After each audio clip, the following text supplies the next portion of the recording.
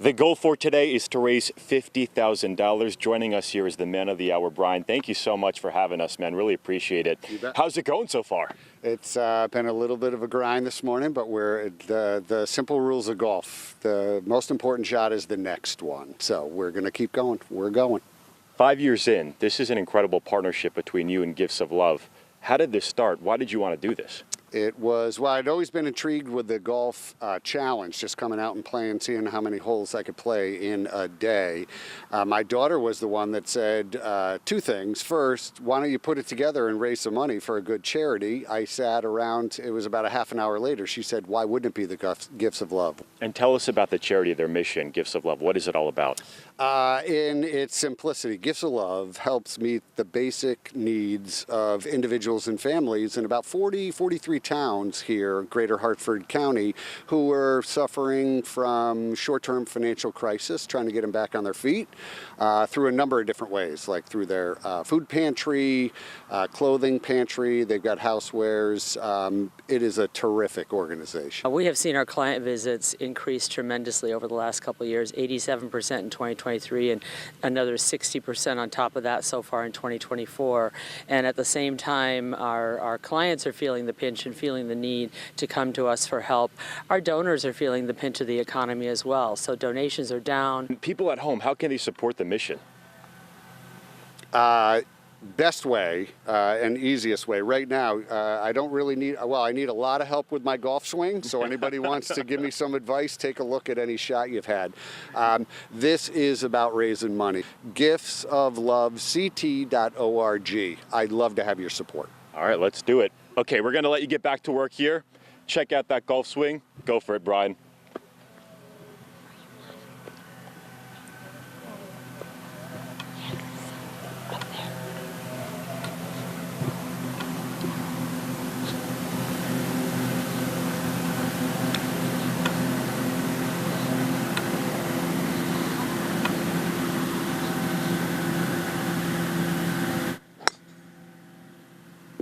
A+, man. Let's go. I will send it back to you guys in the studio. Thank you, Angela. He's probably still out there now, right? Probably is. That'll do it for us here on the news at 5. The Fox 61 News at 6 starts now. I think she's one of the most underestimated political figures in the United States today. Tonight on Connecticut's news station, state leaders reacting to the president's decision to drop out of the race. Many now showing their support for Vice President Kamala Harris. Plus, a House hearing where lawmakers grilled the head of Secret Service just wrapped up. We'll hear what she said and didn't say about the assassination attempt on Donald Trump. And one community is pouting over a proposed biomedical waste plant. The public health concerns they're sharing tonight. Now at 6, this is Fox 61, Connecticut's news station.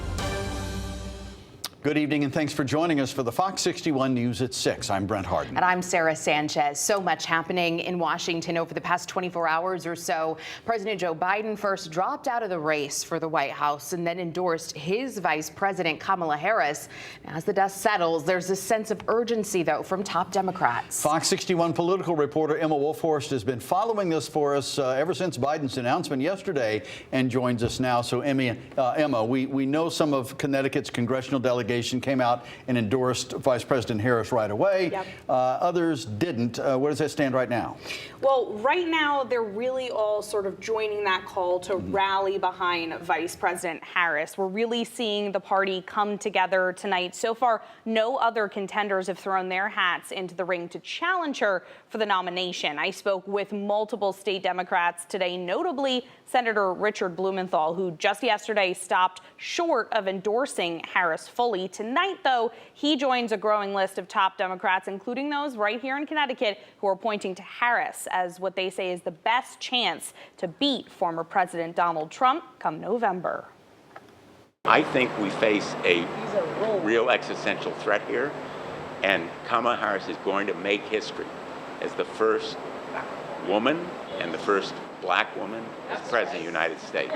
A day since President Biden dropped out of the 2024 race for the White House, support is growing for his endorsed replacement, Vice President Kamala Harris. She is one tough lady, and she is going to carry this banner with integrity and intellect in a way that I think is going to set a real model for our politics going forward. Connecticut Senator Richard Blumenthal fully endorsing Harris Monday after he stopped short of doing so the day before. I wanted to give Joe Biden the respect, even reverence of a day on his own, but I am all in, and I think you will see the Democratic Party in Connecticut and all around the country extraordinarily unified as we have never been before. That's proving true Monday as Blumenthal and other Democratic leaders say there's now a feeling of excitement and exuberance in the party, believing this historic change is giving Democrats a much-needed burst of energy. I think there's no doubt that this country really likes it when there are next generation candidates on the ballot. There were a lot of folks who were frustrated. The same choice was being presented to them in 2024 as in 2020. I think you are going to see a lot more Democrats, a lot more women, a lot more people of color turning out for Kamala Harris. Harris's campaign says it raised almost $50 million in its first day, with Democratic fundraising platform Act Blue securing nearly $67 million in contributions Sunday alone, the highest amount of single-day donations since 2020. She said she needs to earn it. They're on the phones and calling. They have to get to all the delegates to get the delegate support. I believe she will be the nominee of our party, and we need to rally around her. And the point Congresswoman DeLauro is making there, many Democrats have said they don't want this to look like just a coronation of Harris before the convention just because Biden endorsed her. But delegates I spoke with say Joe Biden is still the leader of the Democratic Party. This is still his party, and he has a lot of sway. Now, according to former Hartford mayor and current Connecticut delegate for the DNC coming up in August, Luke Bronin, they will be having a meeting with all of about 60 to 70 Connecticut delegates tonight, assuming virtual via Zoom, where they're going to try and get everyone on the same page to get all of those delegates to agree that they'll support VP Harris as the nominee come August. Sarah, Brent. All right. Thank you, Emma. Well, now that President Biden has endorsed Harris for the Democratic nomination, what's next? Well, party leaders will try to convince delegates to rally around one candidate, as Emma mentioned. The Democratic Party has planned a pre-convention virtual roll call vote to officially nominate her. However, that vote could be delayed or it could be canceled. A majority vote would seal the deal before the convention. If there's no vote or there is a vote with no majority, the decision will be made at the DNC. With no decision, the Democrats would have their first open and contested convention since 1968. Turning to the weather now, a good start to the week, but there could be some changes impacting your week. Yeah, welcome to summer in Connecticut, right? Chief Meteorologist Rachel Frank joining us now with more. Rach? Yeah, we have a few showers that have already passed through the state a little bit earlier. Right now, there's a break in the action, so if you have anything going on outside for this evening, we definitely have a window to get the grill up and running if you want to eat outside or go for a walk with the dog. But we do have a few showers and storms in the forecast as we head through the next few days, and I want to outline them for you now. We've got some rain on the way for later tonight, mostly overnight into early tomorrow morning. We'll see some occasional light showers, so off and on through the day on Wednesday, and then Thursday afternoon we could see some stronger storms. So for that, we have issued a weather impact alert. Again, that's Thursday afternoon with showers and storms that could pack a punch. Right now, though, we're okay, but notice as we widen things out, you'll see more numerous showers to the southwest of us, and some of that will lift in overnight into early tomorrow. Right now, we're looking at temperatures in the 70s to right around 80 degrees. Overnight tonight, again, we'll increase our chances of seeing some rain. Temperatures will be right around 70, and with the tropical humidity in place, we could see some tropical heavier downpours while we sleep as well. So it's a damp start. Then we're looking at mostly cloudy skies, some sun possible by midday, and then an isolated shower or storm later in the day and into the early evening. We're going to talk more about that weather alert for Thursday, your full forecast coming up. All right, Rachel, thank you. Well, new tonight, there is growing public outcry in opposition to a proposed plant in Bristol that would burn biomedical waste. Neighbors say they're concerned about any environmental or health impacts of living near a place like this. Fox 61's Matt Karen is in Bristol. Residents tell me this originally became an issue in 2021. Enough people voiced concerns about this plan back then that it went dormant. That is, until now.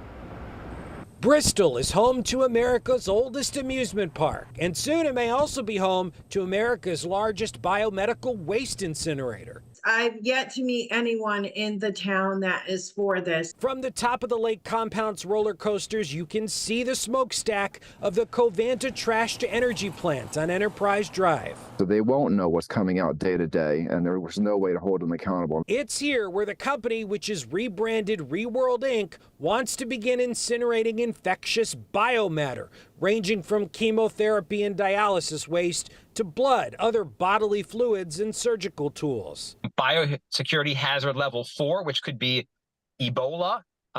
These trucks could crash in the state. Environmental watchdogs say everything from hydrochloric acid to toxic metals like mercury, lead, and arsenic could be released. This is not just an issue that affects Bristol, but New England and Connecticut as a whole. The State Department of Energy and Environmental Protection granted Reworld the draft permits needed to move forward to the public outcry of residents. They're more afraid of being sued by the polluting companies that they give permits to than by communities that are affected by it. The permits authorize the plant to burn up to 114 tons of waste daily. The waste would get trucked in from all over New England. Connecticut Deep told Fox 61 we're unable to comment at this time. A public hearing has been requested and a status conference has been scheduled for August 7th. We have a waste crisis in the state of Connecticut. Bristol Mayor Jeff Caggiano told Fox 61 Reworld has been a responsible partner for the last 30 years. They do not burn. This is one thing that people need to know. Human body parts, radioactive waste. It's highly regulated. They have a continuous emissions monitoring system that they use within the facility. So residents tell me they want city councilors and state lawmakers to ban these types of facilities like Rhode Island did just a few years ago. We did reach out to Reworld Inc. for their remarks on this story. So far, we have not heard back. Reporting in Bristol, Matt Karen, Fox 61, Connecticut's news station. All right, Matt, thank you. Well, new at 6, local leaders are speaking out, fighting to keep federal minimum care standards for our nursing homes. This as the Senate looks to overturn the Centers for Medicare and Medicaid Services rule that requires nursing homes to have a certain amount of staff. The rule is an effort to reduce the risks of residents receiving unsafe and low-quality care. Nurses say without it, they face burnout. I have seen new nurses leave after just one shift saying, this is too much. And where I live, you can actually be paid more to work at the area potato chip factory than to be an entry-level nurse. While many Democrats show support for the rule, many Republicans argue that the requirements are unrealistic.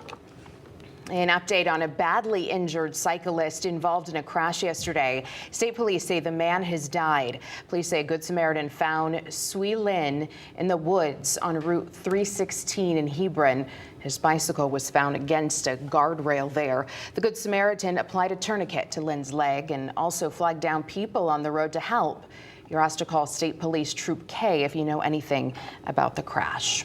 And a deadly crash is still under investigation in Preston. Police say Craig Brissett was driving a Ford Mustang north on Middle Road yesterday morning. Police say he drove off the roadway. The Mustang then went down a 5-foot drop before rolling over.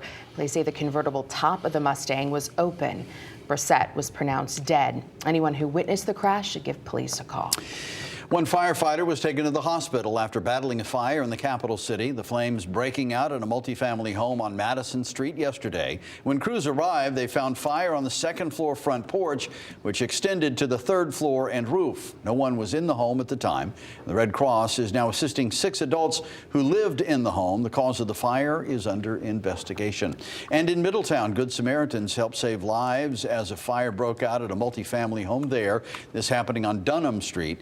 Officials Officials say 4 people living on the second floor, 2 adults and 2 kids, had to jump out of a window. Thankfully, their neighbors were there to catch them. All 4 were taken to a hospital for minor injuries and smoke inhalation. Crews were also able to rescue 3 dogs from the building. The cause of that fire is still under investigation. The head of the Secret Service says she personally apologized to Donald Trump after the assassination attempt, but some lawmakers say sorry isn't cutting it.